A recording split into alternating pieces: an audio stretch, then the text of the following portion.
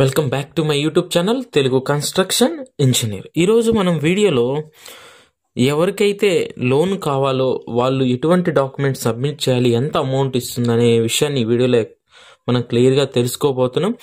ముఖ్యంగా సచివాలయ ఉద్యోగులకి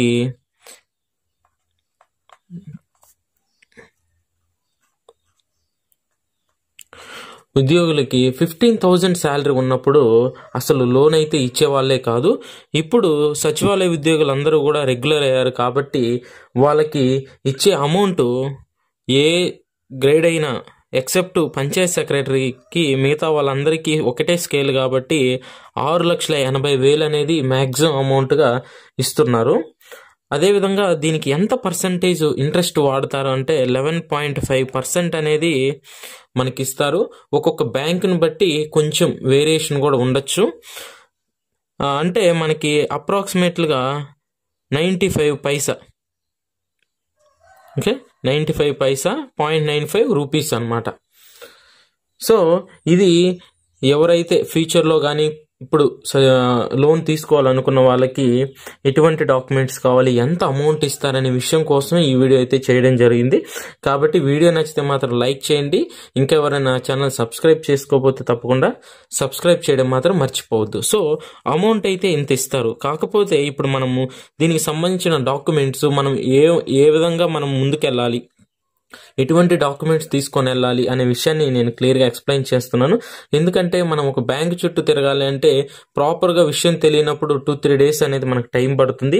ఎవరికైతే అర్జెన్సీ ఉంటుందో అలాంటి వాళ్ళు నేను చెప్పేవి ఫాలో అవ్వడం వల్ల మ్యాక్సిమం మీరు మొత్తం కూడా క్లియర్గా అయితే మీరు బ్యాంక్ అనేది వెళ్ళొచ్చు ఈ డాక్యుమెంట్స్తో.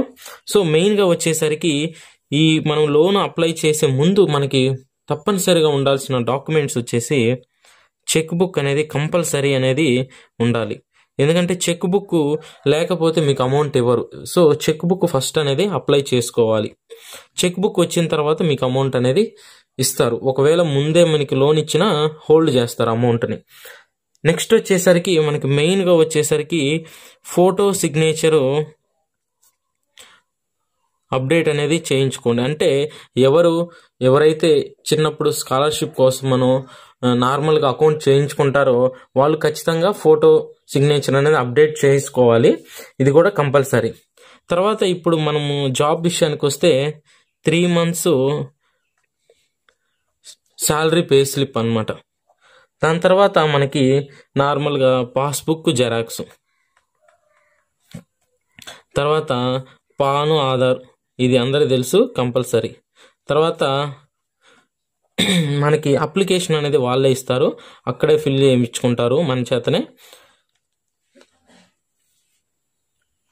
తర్వాత ఒక 3 photos అయితే కంపల్సరీగా మీరు ప్రజెంట్ ఉన్న ఫొటోస్, అంటే ప్రజెంట్ ఈ మధ్య తీసిన ఫొటోస్ అయితే మీరు తీసుకెళ్ళడం వల్ల మీకు ఏ అయితే నేను చెప్పానో ఈ డాక్యుమెంట్స్ తీసుకొని వెళ్ళడం వల్ల మీకు ఖచ్చితంగా మీకు త్వరగా అయితే పని అయితే అయిపోవడం జరుగుతుంది. ఇంకా మరిన్ని విషయాల కోసం మీరు బ్యాంక్కి వెళ్ళినట్లయితే ఇంకా ఏదైనా ఉంటే, అంటే ఈ డాక్యుమెంట్స్ ఉన్నాయి ఇంకేమైనా కావాలని మీరు అడగడం ద్వారా మీకు ఎటువంటి ప్రాబ్లం లేకుండా త్వరగా లోన్ వచ్చేదానికి అవకాశం ఉంది. సో వీడియో కానీ నచ్చితే లైక్ చేయండి, షేర్ చేయండి, సబ్స్క్రైబ్ చేయండి. Thanks for watching. Have a nice day.